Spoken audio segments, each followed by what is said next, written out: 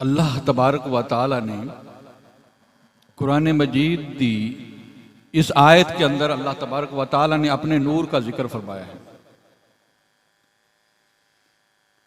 मेरा नूर मुस्तफ़ा की शक्ल में दुनिया में आ गया। कद जाअकुम मिनल्लाहि नूरुम व किताबुम मुबीन, यानी एक तारफ करवाया कि मेरा महबूब नूर है।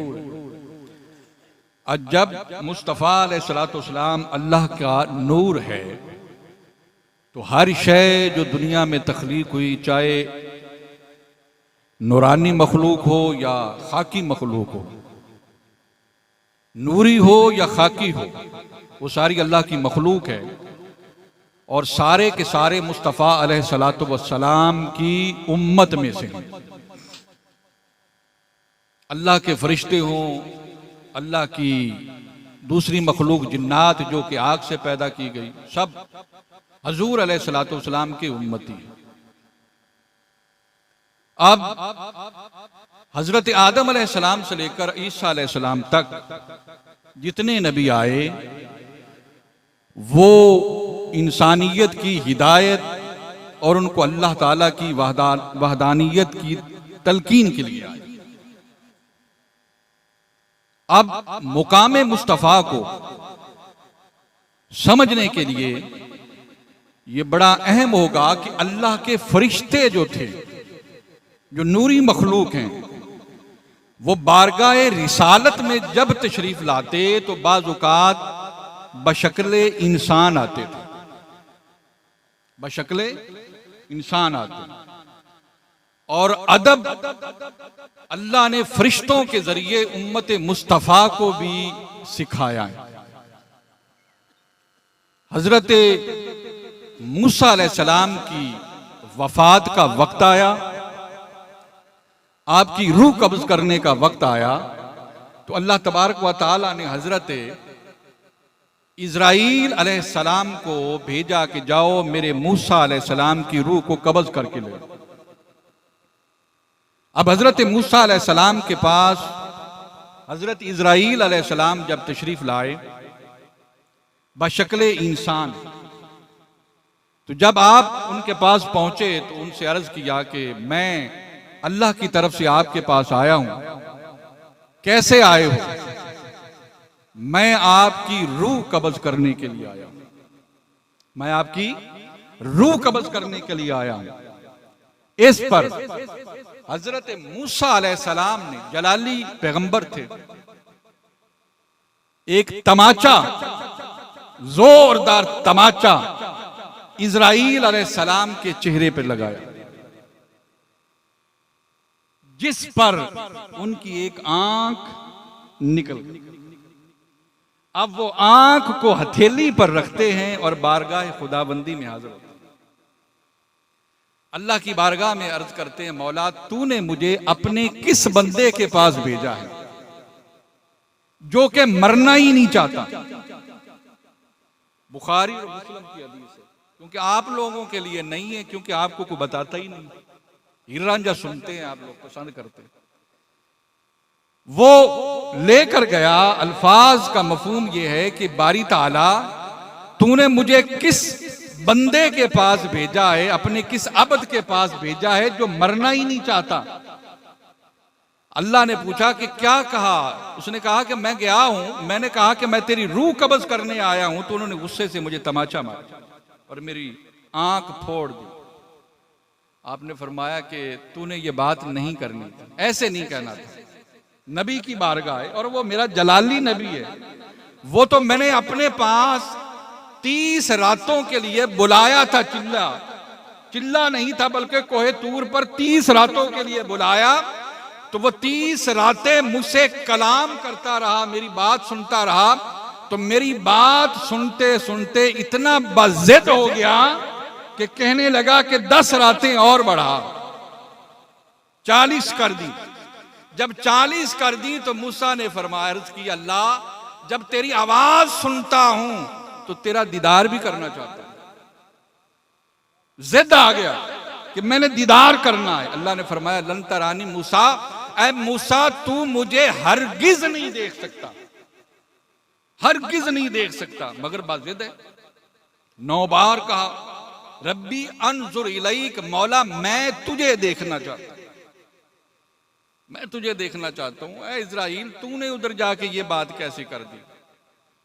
बारी ताला क्या करूं? हाँ, ऐसा कर कि अब जा, उसके पास जाकर कहे कि एक जानवर लेके आया हूं, तो जानवर के जिस्म पर जितने बाल हैं, अगर तू चाहे तो उतने साल जिंदा रहे, और अगर तू चाहे तो मौला की तरफ रुजू करने के लिए मैं हाजिर हूं, तुझे लेने के लिए आया। अगर तू चाहता है तो उतने साल जिंदा रह। अब वो लेके गया, यही तरीका इस्तेमाल किया।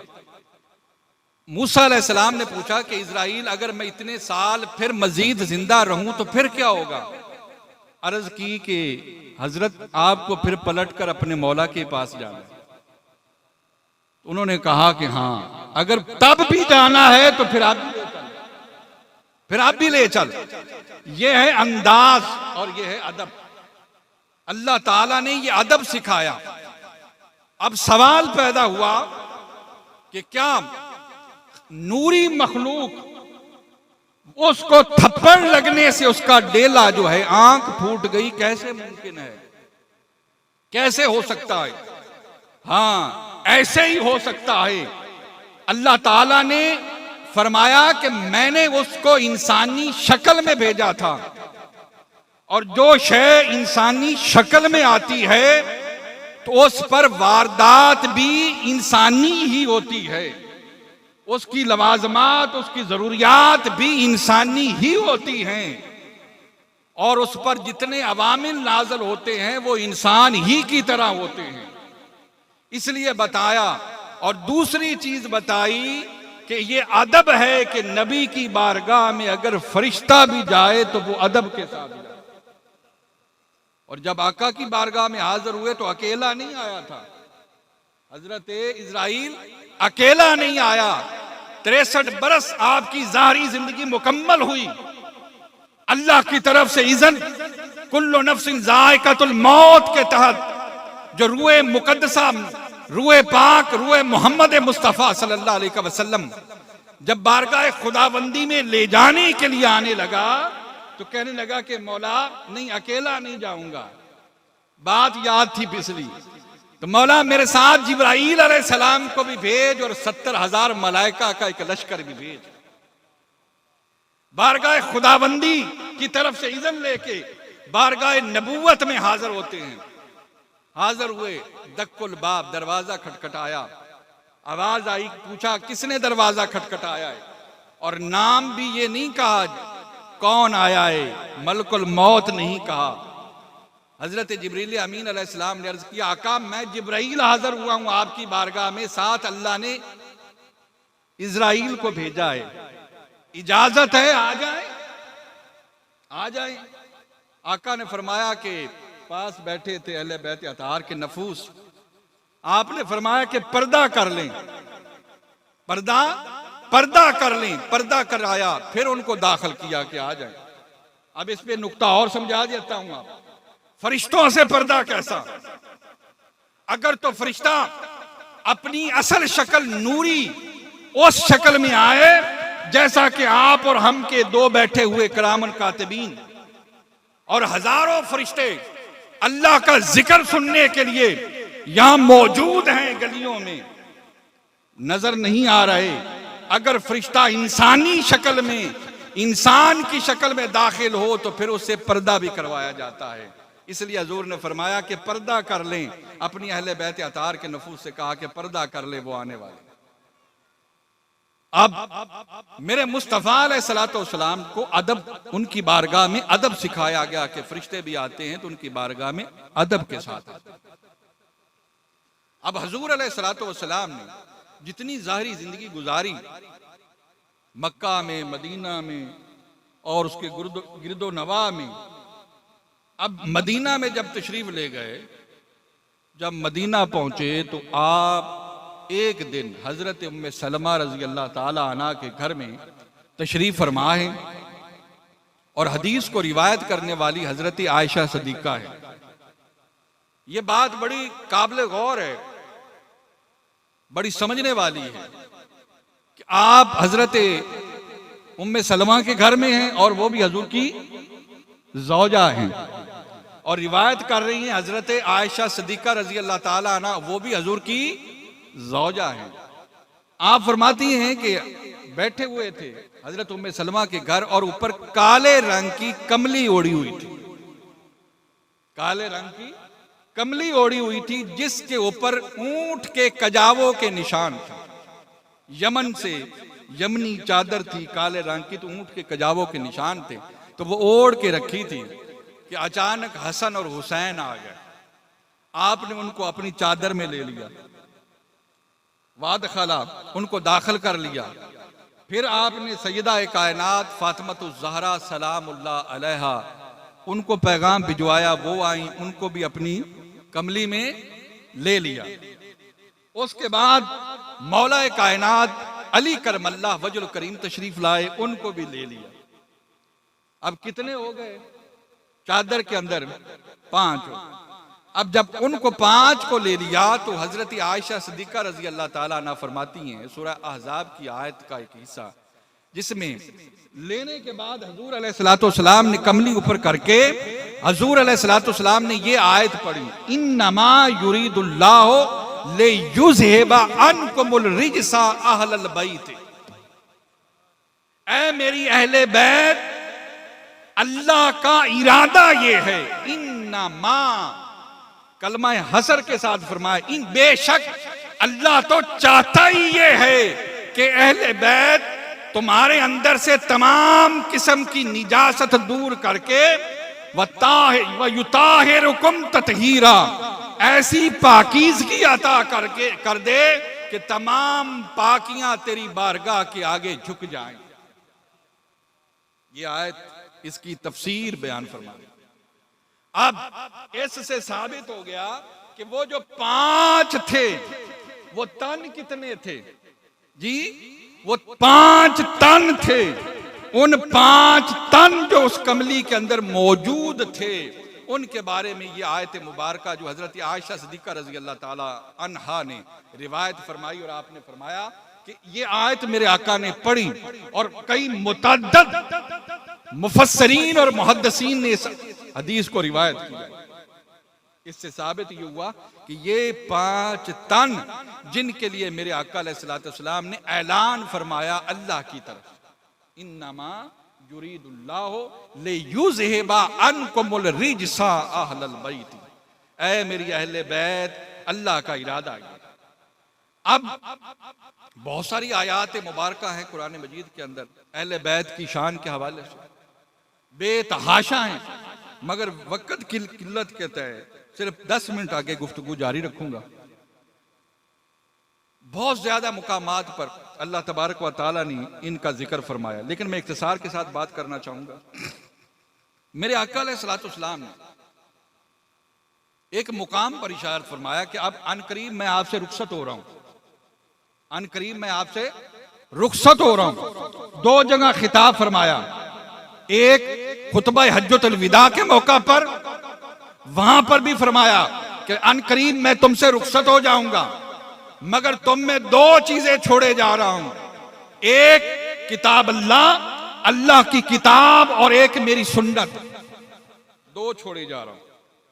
एक दूसरा खिताब आपने मदीना में इरशाद फरमाया, मक्का से हज करने के बाद जब पलटे फिर आपने फरमाया कि मैं अनकरीब आपसे रुखसत होने वाला हूं जाहिरी तौर पर, मगर मैं 2 चीजें छोड़े जा रहा हूं, एक अल्लाह की किताब और दूसरी मेरी इतरत। 2 चीजें छोड़े जा रहा हूं। लन तदिल्लू, तुम हरगिज गुमराह नहीं होगे जब तक तुम दोनों के दामन थामे रखोगे। अब जो दोनों हदीसों को जब देखें, अल्लाह की किताब वहां पर भी फरमाया, अल्लाह की किताब का हुक्म मदीना में भी इरशाद फरमाया, मगर उधर लफ्ज सुन्नत के बोले, सुन्नती, इधर इतराती, मेरी इतरत और मेरी कराबत, इन दोनों के दरमियान फर्क क्या है? कोई फर्क नहीं, समझा दूं। फर्क यह है कि मेरी सुन्नत क्या है। मेरी सुन्नत यह कि अगर मैं सुबह की नमाज फजर पढ़ने के लिए निकलूं तो पहले सईदा की बारगाह फातिमा ज़हरा की बारगाह में जाऊं, और पहले जाते हुए मेरे मुस्तफा के अल्फाज होते थे, अस्सलामु अलैका या अहलल बैती, ऐ अहले बैत सलामत रहो, अस्सलामु अलैका, तुम पर अल्लाह की सलामती हो, सलामत रहो। फिर उधर से पलटते, जब वापस आते तो रास्ते में भी हजरत सईदा कायनात की बारगाह में हाजिरी करते और हसन हुसैन से मुलाकात करते। ये फरमाया, यानी ये मुकाम, ये सुन्नत दी कि मेरी सुन्नत क्या है। टाइम जाया नहीं, नहीं, सुन्नत मेरी क्या है कि लोगों मेरी सुन्नत ये है, मेरा तरीका ये है, मेरा वतीरा ये है, क्योंकि मेरी सुन्नत ये है कि मैं तुम्हारे दरमियान जो कुछ करता हूं वो तुम भी करना। आपने एक हदीस सुनी हुई है, अल हुसैन मिन्नी वाना मिनल हुसैन, सुनी हुई है ना? आपको पता है ये हदीस के इसका पस मंजर क्या है? हजूर अलैहिस्सलाम सहाबा के साथ मदीना पाक में बैठे, किसी ने आकर कहा, आका मैंने आपके लिए एक खास किस्म की डिश तैयार की है, खाना तैयार किया, अगर आप मंजूर फरमाएं तो आप आ जाएं, तशरीफ ले आए हमारे घर। और आपका मामूल ये होता था कि आप जितने लोग बैठे होते सारों को लेके चल पड़ते थे। यह हजूर का मौजज़ा भी था कि वो थोड़ी सी भी अगर चीज होती तो सारों में पूरी आ जाती थी। आका सबको लेके साथ चल पड़े। अभी गली के मोड़ पर पहुंचे तो हसन और हुसैन दोनों गली में बच्चों के साथ खेल रहे हैं। हजूर अलैहिस्सलाम को जब आप पहुंचे, हसन हुसैन को जब देखा तो मेरे आका जैसे बचपन में बच्चों के साथ हम करते, हजूर आगे इधर हो गए पकड़ने के लिए। हुसैन भाग के इधर हुए तो मेरे आका फिर भाग के आगे से हो गए। समझ आ रही है मेरी बात की? पकड़ने के लिए इधर से उधर से वो भागते और उधर चले जाते, मेरे आका फिर आगे से हो जाते। आखिरकार मेरे आका ने जब पकड़ा, बाजुओं से पकड़ के ऐसे उछाल के सीने से लगाया हुसैन को, और दोनों आपकी रुखसारों पे बोसा लिए के सीने से लगाया, तो तब सहाबा ने फिर पूछा, आका आपको हुसैन से बड़ी मोहब्बत है? बड़ी मोहब्बत है? फिर आका ने फरमाया, अल हुसैन मिन्नी, हुसैन तो मेरे से, हुसैन मुझसे है, वह अना मिनल हुसैन, और मैं हुसैन से।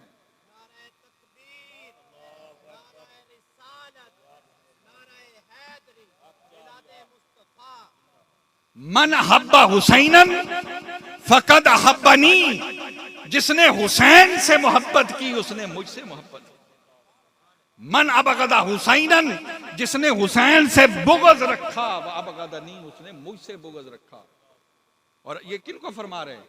हमें नहीं कह रहे थे, हमें तो उनके जरिए से मालूम हुआ। आज वो हजूर के सहाबा खड़े हैं साथ कि लोगों ये मेरा हुसैन है, मेरी इनसे साथ मोहब्बत कैसी है, मेरा ताल्लुक कैसा है, ये बताया जा रहा है। हुसैन मुझसे है, मैं हुसैन से हूं। जिसने हुसैन को तकलीफ दी उसने मुझे तकलीफ दी, जिसने हुसैन को खुश किया उसने मुझे खुश किया। ये फरमा के जा रहे हैं आप। फिर पलटते हैं आप, एक मुकाम पर पहुंचे, हजूर अलैहिस्सलाम तशरीफ फरमाए, घर में बैठे हैं, सैयदा कायनात फातिमा ज़हरा सलामुल्लाह अलैहा आप तशरीफ लाती हैं, हजूर खड़े हो जाते हैं। मैं बता रहा हूं आपका हजूर की सुन्नत क्या है, हजूर की सुन्नत क्या है। मेरे आका सैयदा के इस्तकबाल के लिए तशरीफ, जो बैठे हुए थे, तू ना सटेगा, आप तशरीफ जो बैठे हुए थे खड़े हो गए और सैयदा के दस्त को पकड़ा, हाथ को पकड़ा और बोसा लिया। फातिमा ज़हरा बोसा लेकर जो अपनी कमली थी उसको बिछाकर बाजू पकड़ के बिठाया और अर्ज कर फरमाने लगे, फातिमा फिदा के उम्मी व अबी या फातिमा, ऐ फातिमा तेरे पे मेरे माँ बाप कुर्बान हो, ऐ फातिमा तेरे पे मेरे माँ बाप कुर्बान हो जाए।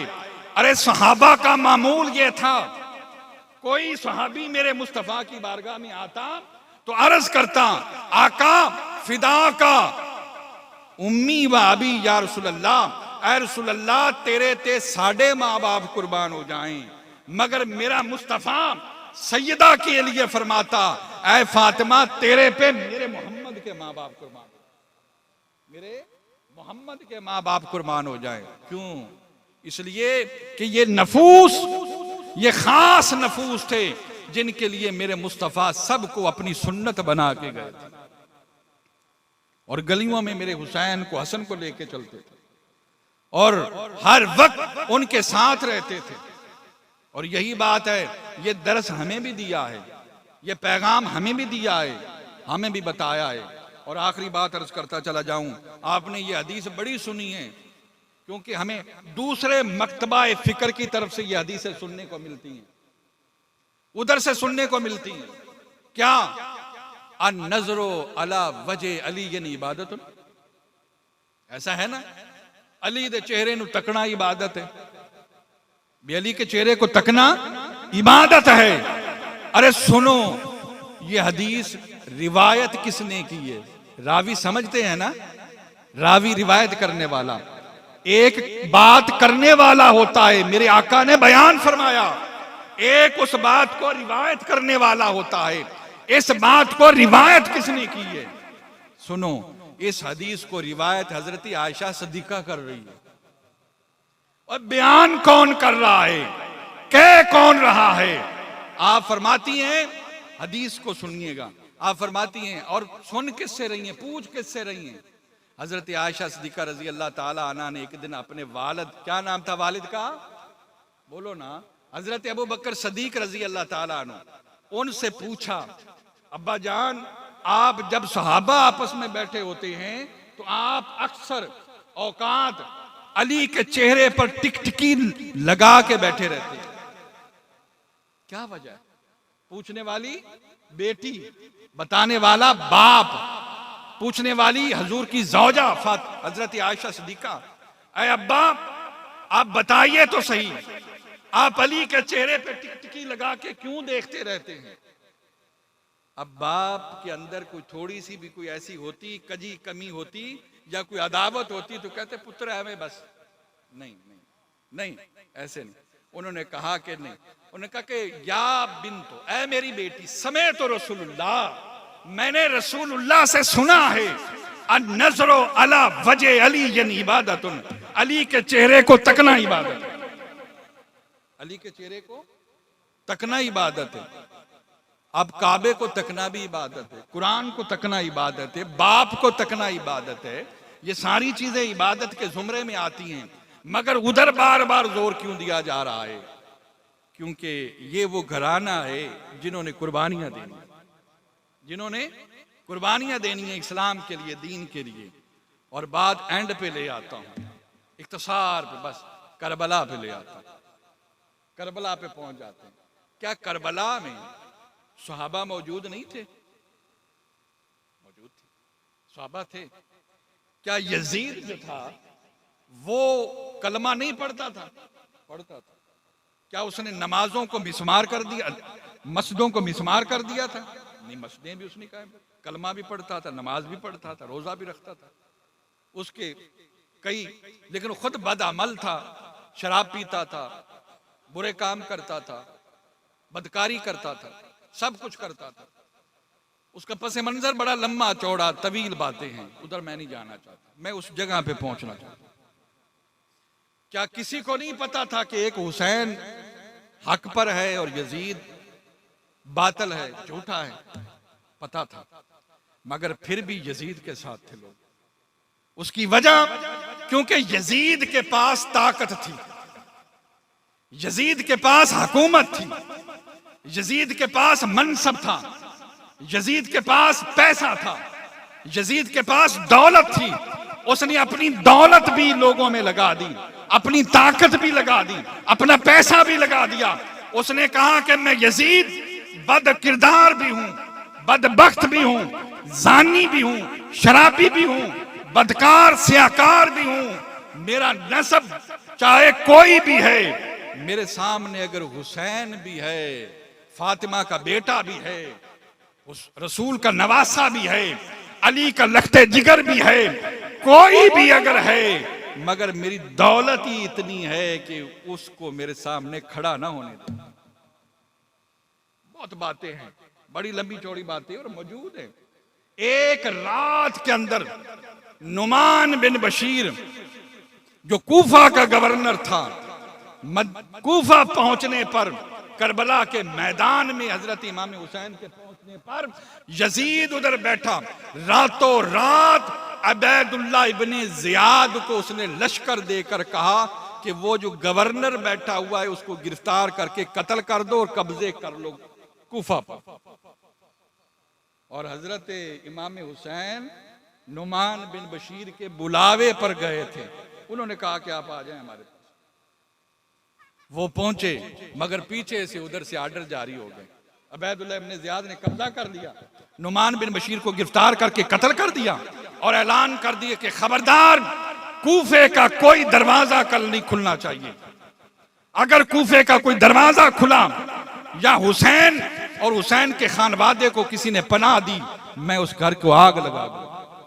अबैदुल्लाह इब्ने जियाद जो गवर्नर भेजा हुआ था, दरवाजे बंद, वही लोग उधर बैठे हुए, वही बैठे, शहीद हो गए। सब कुछ हो गया, सब कुछ हो गया। शहीद होने के बाद इमाम हुसैन ने जो किरदार दे दिया, जो किरदार दिया, वो किरदार ये है, एक यजीदी किरदार था और एक हुसैनी किरदार। हुसैन के साथी इस्लाम पर कुर्बान हो गए और यजीद के साथी हुसैन को शहीद करके जिंदा रहकर भी मर गए। आज भी उन पर लानत भेजते हैं। ऐसे ही है ना, हुसैन को कत्ल करने वालों पर भी लानत और आपके खानवादे पर भी लानत।